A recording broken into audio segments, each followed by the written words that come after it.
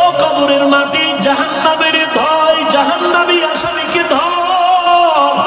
ও মাটি দুই পার্শ্ব থেকে জোরে জোরে চাপ দাও। একটা মশার কামড় সহ্য করতে পারি না, কবরের চাপ কেমন করে সহ্য করবো রে বাবা। ওই দিন যদি আল্লাহ না করুন তুমি আমি পড়িয়া যাই, আজকে কত সম্মান, মানুষ আমারে কত সম্মান করে, আমাকে বক্তা বলিয়া কত সম্মান, কত মানুষ সম্মানের জায়গায় বসায় দেয়। কিন্তু আমি তো নিজে তাকায় দেখলাম, জীবন ভর যত নামাজ পড়লাম, আসলে নামাজের মতো নামাজ পড়তে পারি নাই। যেই নামাজে সাহাবায়ে কেরাম মাওলার সাথে দিদার হয়ে যাইতো, ওই রকম একটা সিজদা আজ পর্যন্ত দিতে পারি নাই। যেইভাবে তেলাওয়াত করলে আমার আল্লাহ খুশি, ওইভাবে কোরআনটা তেলাওয়াত করতে পারি নাই। জীবনে মোনাজাত কত দিলাম, কলিজা ফাটা কান্না দিয়ে আমার মাওলার জন্য মোনাজাত দিতে পারি নাই। কারণ কাঠগড়ায় দাঁড়াইলে জাহান্নামে না গিয়ে জান্নাত পাওয়া যাবে না। কারণ হিসাবের কাঠগড়া বড় কঠিন হবে। একদিকে জাহান্নামের আওয়াজ শুরু হয়ে যাবে, একদিকে সূর্যের গরমের তাপ শুরু হয়ে যাবে, একদিকে আল্লাহ রাগান্বিত আওয়াজ দিয়ে আওয়াজ দিতে থাকবেন। এমন অবস্থায় হাসুরের ময়দানটা থরথর করে কাঁপতে থাকবে, গুনাহগার গুলো লাফানো থাকবে, চোখের পানি পড়বে, রক্ত পড়বে। আম্মা জান আয়েশা বলেন, দেখি নবী ঘরের মধ্যে বসে বসে গুনগুন করে কান্না করেন। আমি জিজ্ঞাসা করলাম, নবী আপনি কাঁদেন কেন, কি কারণে কাঁদেন? নবী বলেন, আয়েশা হাসুরের ভয়ঙ্কর অবস্থার কথা মনে পড়েছে, এই জন্য আমি সহ্য করতে না পেরে কান্না করি। কেমন ভয়ঙ্কর অবস্থা হবে? নবী বলেন, আয়েশা ওই হাসরের ময়দানে সমস্ত মানুষ, নবী সাহাবী সবাই উলঙ্গ দাঁড়াবে, নারী পুরুষরা উলঙ্গ দাঁড়ায় যাবে, সূর্যটা মাথার উপরে আসবে। আল্লাহ বলবেন, ও সূর্য তোর যত তাপ আছে জমিনের মধ্যে সারিয়ে দে। ওদিকে জাহান্নামের আওয়াজ, জাহান্নাম বলবে, আল্লাহ বেনামাজি গুলো কই,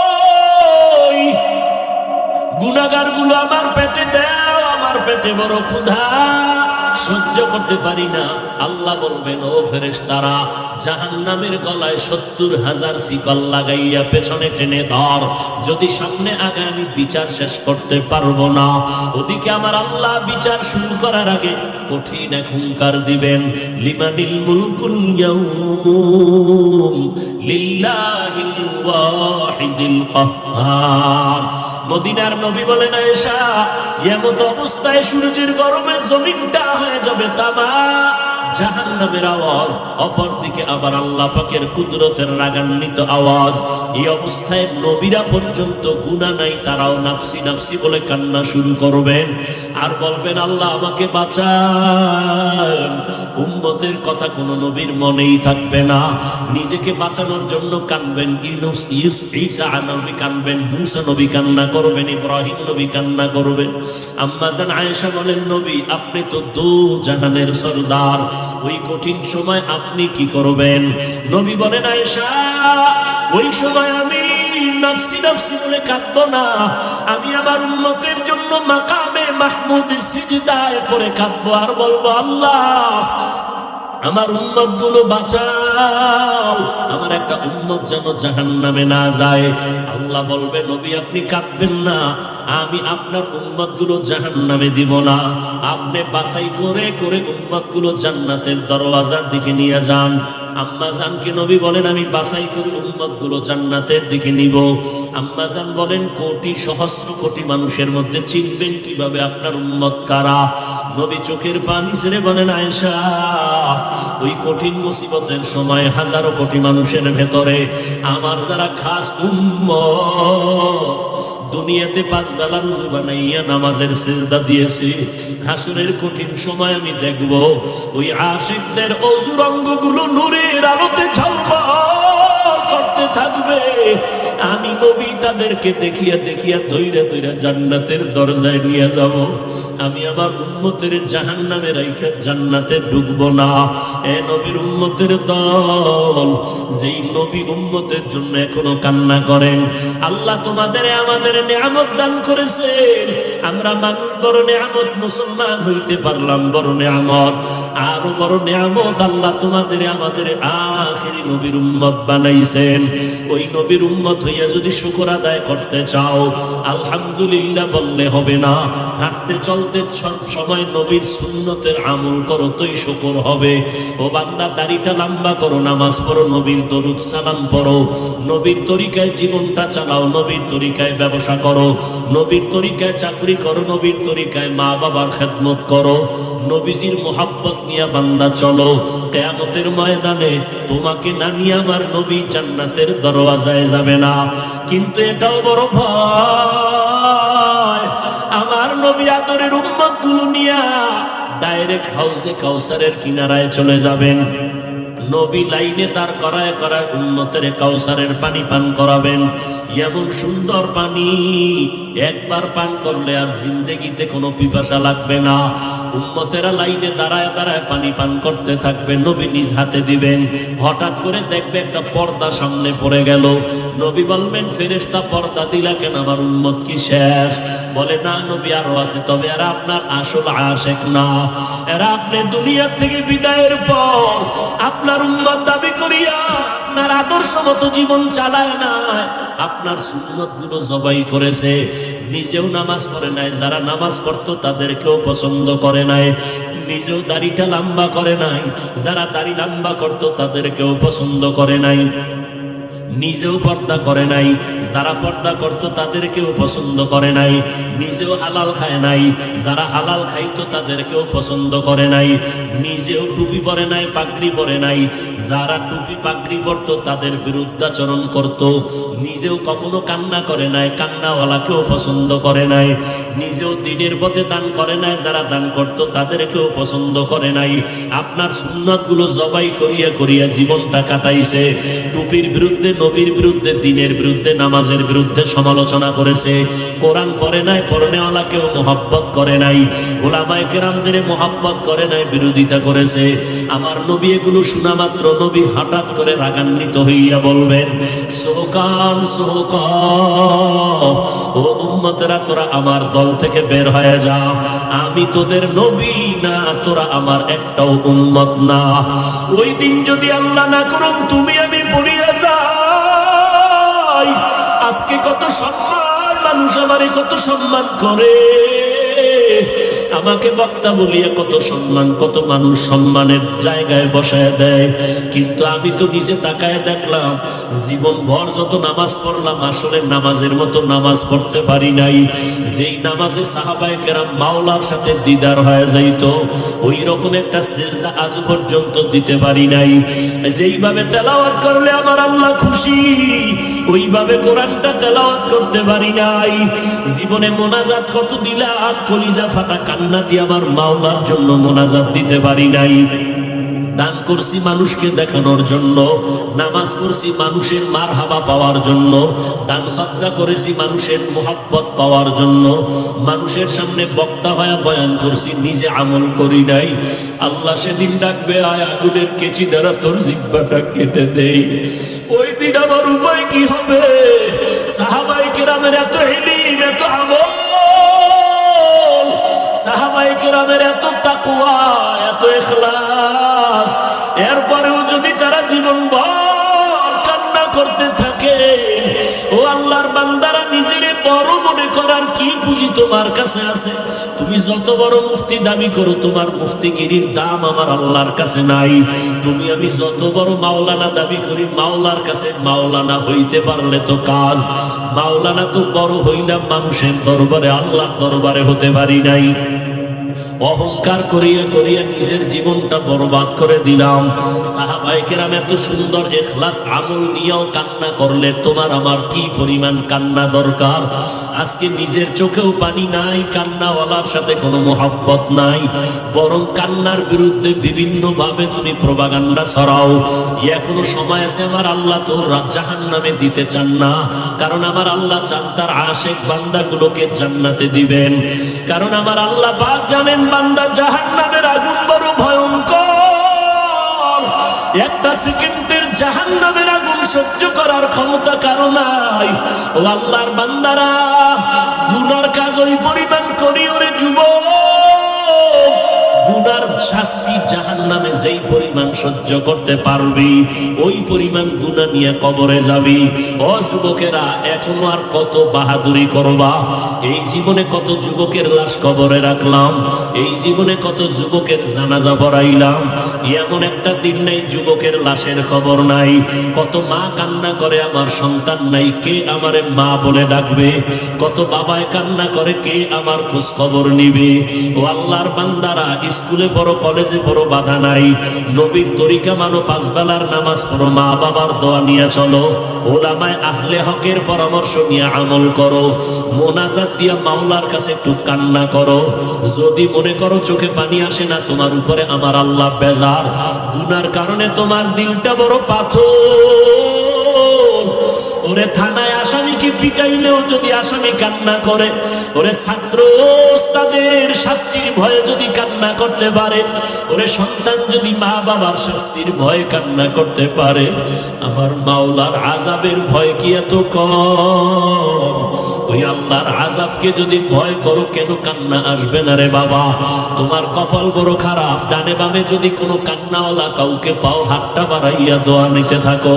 আর মা বাবার থেকে দোয়া নাও, চোখের পানি তোমার চলে আসবে। ভোর রাত্রে আমার মাওলাকে একটু মুহাব্বতে ডাক দিও, দেখবা চোখের পানি আসা শুরু হয়ে যাবে। নিজের হিসাব মিলাও, অন্যের হিসাব মিলাও লাভ হবে না রে বাবা। যেদিন মরণ আসবে, কে বক্তা, কে শ্রোতা, কে ডাক্তার, কে মুফতি, কোনো ভেদাভেদ নাই। নিজের গায়ের গেঞ্জি কাটিয়া সাদা তিনটা কাফনে প্যাকেট বানাইয়া ওই অন্ধকার কবরে নিয়ে যাবে। কে মুফতি, কে মাওলানা, কে ধনী, কে গরিব, কে ডাক্তার, কে রোগী, কোনো ভেদাভেদ নাই। ওই অন্ধকার কবরে তোমাকে আমাকে আপনজনেরা রাখিয়া পাড়াইয়া পাড়াইয়া মাটি দিয়া সবাই চলে যাবে। ওই কবরে তিনটা প্রশ্ন করা হবে, রবের পরিচয় দাও, ধর্মের পরিচয় দাও, রহমাতুল লিল আলামিনের পরিচয় দাও। ওই জায়গায় কিন্তু জিজ্ঞাসা করা হবে না তুমি কি পরিমাণ ইলমওয়ালা, টাকাওয়ালা। অতএব এই তিনটা প্রশ্নের যারা জবাব দিবে তাদের কবর হবে জান্নাতের বাগান।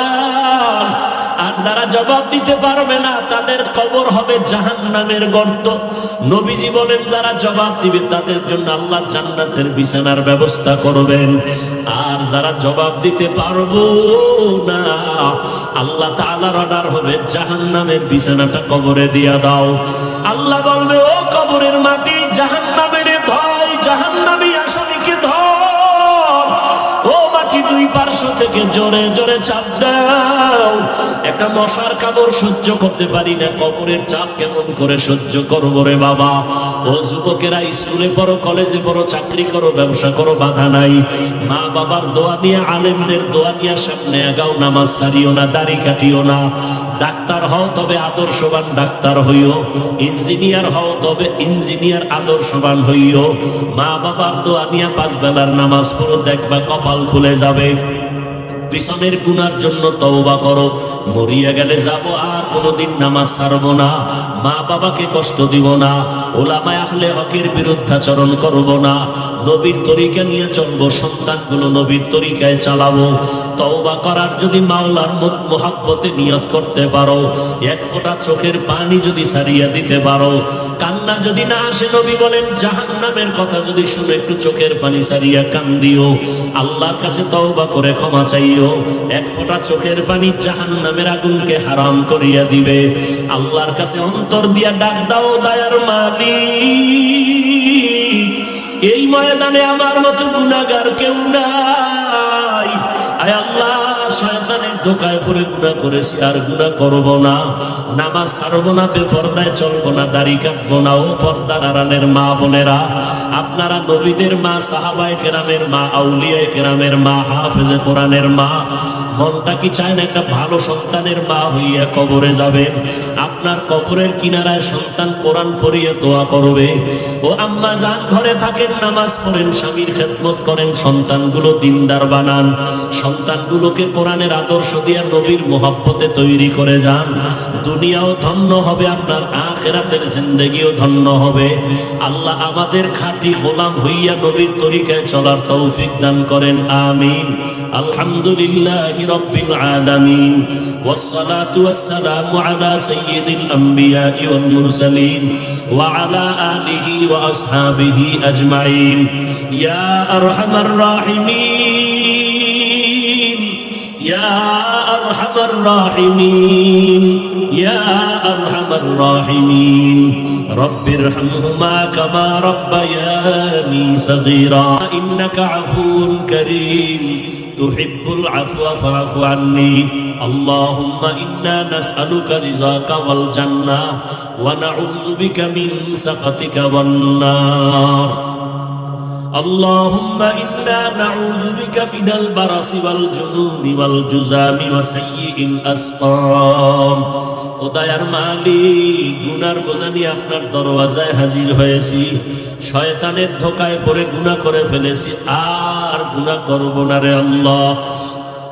আয় আল্লাহ, আমাকে কত মানুষ সম্মান করলো, অথচ আমার গুনার খবর আমার মা, আমার বাবা, ভাই বোন কেউ জানে না। আপনি গুনার খবর জানার পরও রাগ করিয়া সম্মানের জায়গা থেকে ফালাইয়া দেন নাই। আয় আল্লাহ, খানাও বন্ধ করেন নাই। আমরা লজ্জিত হইয়া আপনার দরজায় ক্ষমা চাইতেছি, আর গুনাহ করব না রে আল্লাহ। কত উলামায়ে কেরাম, মুরব্বী হাদিস, কত যুবক, কত ছাত্র ভাই, কত ব্যবসায়ী, কত চাকরিজীবী, পর্দা নারায়ণের কত মা বোনেরা হাত তুলেছেন। আয় আল্লাহ, গুনার কারণে দিলটা পাথর, চোখে পানিও নাই, কান্নাওয়ালা চক্ষু দান করেন আল্লাহ, কান্নাওয়ালা চক্ষু দান করেন। যেই চোখের পানিতে জাহান্নামের আগুন নিভিয়া যাবে, সেই পানি দান করেন আল্লাহ। দুনিয়ার সূর্যের গরম সইতে পারি না, জাহান্নামের গরম কেমনে সহ্য করব? আয় আল্লাহ, সাধারণ মানুষ বুঝে না, আমরা আলেম হইয়াও যদি না বুঝি তো আমার উপায় কি হবে আল্লাহ? আয় আল্লাহ, জাহান্নামের বয়ানগুলো শুনলে সহ্য করা যায় না রে আল্লাহ। সাহাবায়ে কেরাম যদি কাঁদতে পারেন, আমাদের কেন কান্না আসবে না? আয় আল্লাহ, এই ময়দানে কি কান্নাওয়ালা কোনো আপনার গোলাম নাই? আয় আল্লাহ, তার দিকে তাকাইয়াও কি মায়া হবে না রে আল্লাহ? মরণ তো একদিন হবে, দেখতে দেখতে কত মুরব্বীরে হারাইয়া ফেললাম, চোখের সামনে দেখতে দেখতে কত বন্ধু কবরে চলিয়া গেল। কোন দিন জানো আমার আওয়াজ এসে যাবে দুনিয়ায় নাই।